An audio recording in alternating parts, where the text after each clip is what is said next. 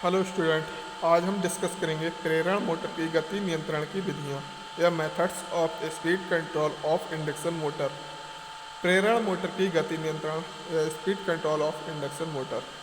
Three phase motor दुष्ट धारा shunt motor की भांति स्थिर गति वाली मशीन है। जो हमारी थ्री फेज मोटर होती है, थ्री फेज इंडक्शन मोटर, वो क्या होती है, दुष्ट धारा शंट मोटर की भांति ही कांस्टेंट स्पीड वाली मशीन है।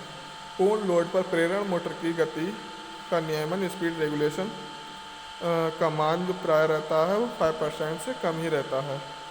दुष्ट धारा डीसी की गति को उसके क्षेत्र प्रतिरोध या आर्मेचर प्रतिरोध को एक साधारण क्षेत्र धारा फील्ड रिएस्टोर द्वारा बदलकर नियंत्रित किया जा सकता है।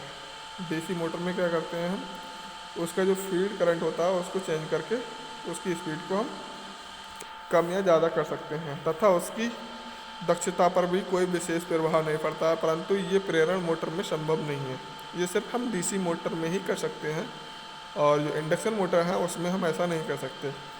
और इंडक्शन मोटर का गति नियंत्रण काफ़ी कठिन है तथा इससे दक्षता पर भी प्रभाव पड़ता है। मोटर की गति क्या होती है इंडक्शन मोटर में, N equal to n s bracket में 1 - s या N इक्वल टू 120F/P और ब्रैकेट में 1 - s, जहाँ हमारा N क्या है, स्पीड ऑफ रोटर, जो रोटर की स्पीड है उसे हम N से रिप्रेजेंट कर रहे हैं और जो NS है हमारा वो सिंक्रोनस स्पीड है।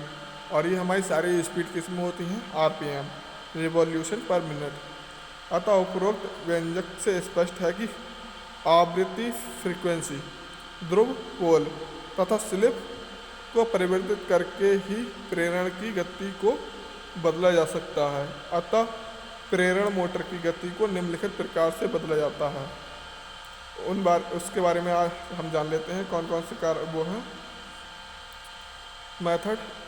इसमें सबसे पहला मेथड हमारा speed control squirrel cage induction motor. इसमें हमारा सबसे पहला क्या है, पोल की संख्या बदलकर। अगर हम पोलों की संख्या बदल देंगे तो क्या होगा, उसकी स्पीड को हम नियंत्रण कर सकते हैं। नेक्स्ट हमारा क्या है,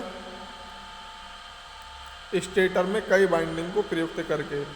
और दूसरा हमारा है पोल में परिवर्तन करके, बाय द चेंजिंग ऑफ पोल, और पोल के आयाम में परिवर्तन करके या एम्पलीट्यूड मॉड्यूलेशन करके हम स्पीड को कंट्रोल कर सकते हैं। सेकंड पॉइंट क्या है हमारा, स्टेटर वोल्टेज में परिवर्तन करके। अगर स्टेटर के वोल्टेज में हम परिवर्तन कर देते हैं तो क्या होता है, स्पीड को हम कंट्रोल कर सकते हैं।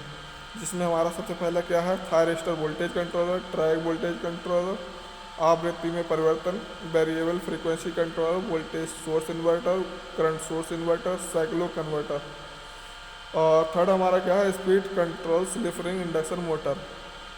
हम स्लिप रिंग इंडक्शन मोटर के थ्रू भी इसकी स्पीड को कंट्रोल कर सकते हैं।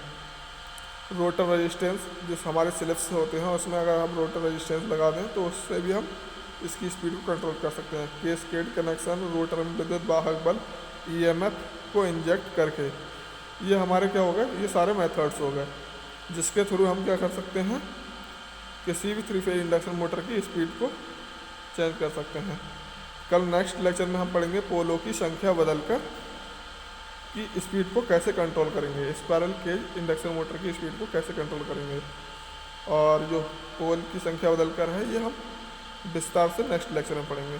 Thank you so much.